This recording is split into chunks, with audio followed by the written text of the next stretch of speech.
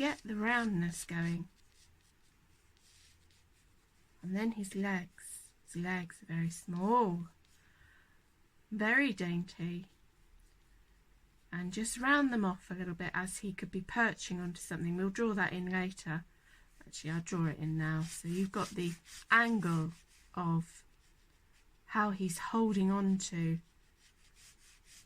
this little pole. And keep the pole going up. And then you can make it disappear. Let the mind imagine more. And then his leg is coming over here, so it's hiding the pole. So say to yourself, keep thin, keep thin, keep thin, and keep dainty. Now this area here we can play with later, but it's like his knuckle, his knuckles of his claws. There's only 3 of those really, so play with that later. And let's focus with the shape of where his wings are structured. Now I'm looking at his eye. I'll give you the reference picture later. So the colouring of him, it's, to be honest, you don't have to always colour it the same way as it is in nature. And that's the fun of your art. Your artwork is yours. You are the art. So when you come to paint, say to yourself, what's going to be my colour palette? What am I choosing as my colour palette? Do I want this bird to look totally realistic, or do I want to have a little bit of fun with it this time and get the lines in of how the wing feathers gather like a fan, and you will start to enjoy just playing with your pencil. And you will notice that if you put a bit too much pencil down, you can just rub it away, but you're getting a genuine quick sketch going. So identify those bigger wings, get the colours, the shades and those shapes, and you will find that you can then paint very confidently and leave areas of white rapidly. Sometimes I've never used any masking in any of my work yet, so it's something I can actually explore with you, and it's something I've always been against doing, because as far as I'm concerned, I want to paint. I do want to paint. I want to paint without the masking, because it didn't always exist. But what people did use was wax, candle wax. So that is an option, and it's up to you. You choose. You're your artist. You are you, and I want you to experiment and be free with what you create in your way, and what you see is totally individual to what I see.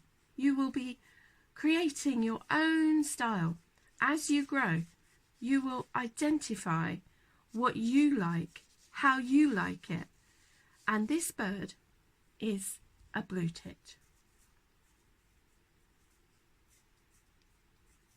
Now here you'll have the yellow, so choose a yellow that matches what you want, and then if you decide you want to be more realistic, find the nearest colour palette to be for the blue tit. But if you don't want that, then you can actually decide to stick with it and play with your own colours and enjoy them. Now my reference point disappeared then, so I do apologise, as I whooshed away to identify my reference point of what I was using. It was one of my images from a previous photograph I took, so I'm actually just playing with that and trying to make it more of a fun bird. And here, when I come to paint this, I want to make more of a ruffle. Just in this section I want it to be feathers going over a dark grey blue colour. So dark blue, and we have this shading down here will be dark blue to highlight some of the underneath elements of the body of the blue tit. And when you come to do some line art, don't forget to put those feathers neatly in lines and feel confident about the shape you're doing. Get bold, identify the curve, and when you come to do the bark on the tree, you can make that a lovely tone, beige, sepia, and you can make it bumpy. You could have a twig coming from it and some flowers. You do what you want and enjoy. So let's see if I can take you lower to see some of the colourings. Oops, sorry, it's gone bumpy. And see what you think of the image that's been drawn. I hope you like that. So that's the prompt, that's the theme, is birds, and giving you an indication of what colours to use. So you've got a bright yellow that you can fade down with your water. You have like a platinum blue grey, and try to develop your colours with what you see. So mix up colours that will match what your reference picture that you choose will look like. And hopefully from that you'll also notice there could be some green tinges in, especially on the top where the shoulders are, just here. It could have a greeny tinge all around here. Don't put pencil marks in like I am. I'm going to be taking some of these pencil marks down for me because it's too dark, but hopefully you've actually drawn this very lightly but strong enough just for you to identify the colours that you want to use.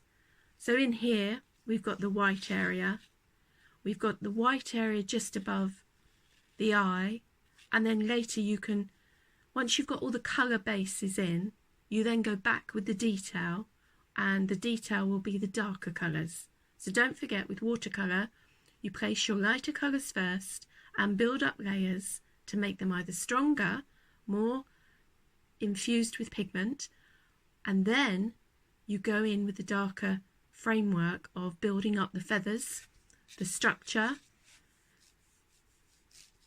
and then you paint light to dark again to build in like the more 3D effect which will come. So initially your painting will look only 2D, quite flat, not much depth to it at all. And it's when you add the dimensions and more shading. For instance, I can see in my reference picture I have a white area here, but when I go in I'm going to make a very subtle light blue, almost grey, and there's a shading here and just above the nose, or just above the beak I mean, and it is a darker, more like snow effect, and it's a shade of your white. So always leave space for the white, unless of course you're using masking fluid. You can hopefully keep this area here white, all this area is white. I'm going to put a green tinge in this triangle, and on the feathers, before I attempt any painting, my drawing will need to be taken back a bit with the graphite, and use either putty erasers, they're the best. Try not to touch your paper too much, take off what you need to eliminate, so that when the pigment goes on, only what you want to be there will be there. And you can later put your definitions of your feathers in. And if you get a good reference point, a good reference image from like an encyclopedia or something like that, try somewhere else to look at one of your photos you've taken of a blue tit in your garden and identify for yourself from many different pictures and change the image, turn it around the other way, and just enjoy going through and quickly mastering using graphite to get your images. Now here obviously you don't label all your colours. You can do if you want it in your journal for future reference, but if you're doing it on a lovely piece of watercolour paper, don't bother putting these items in. This was just for my purpose to show you what I was planning to do. So there you go. I hope you give it a go and I hope you enjoy it, because it's all about shapes, tones and getting things as best in your vision, how you see things. Line up your eye with your pencil. Imagine it going down to wherever you see the bird's claws. And when you line up the eye, maybe it will be next to the beak, depending if it's like this kind of image, a side-on image. And keep the area black here, or a dark brown, which is almost black. And then round here, you'll have more black coming through. And from the beak, there'll be, this area will be black, a dark colour, and along here to the top to match up with the eye. So you'll be able to identify from your encyclopedia that you use, or from all the photographs that you're using, how these colours come about. And when you match up your colours, if you like, I can go through that with you using watercolours. I can use this as a principle. Try to get your reference point, your reference page, to look the same colours as what you make up. And we'll go through some of the blending of paints if that's what you desire. So in the comments, tell me what you want to see so I can actually help you. And hopefully every week we'll do something different and you can build on your skill set for all kinds of images. And then we can go ahead and do backgrounds and build it up from a background even, and try on a new piece of paper.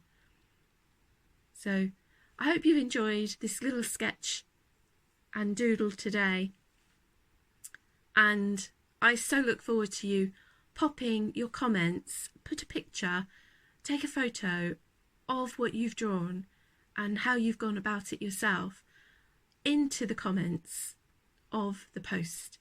I look forward to seeing them. So there you go. See you next Monday with a new theme. I'll try and give you the themes for the forthcoming weeks so you're ahead of time and you can practice things. So thanks very much for being here. I look forward to doing some more with you and I hope you enjoyed it. Bye for now.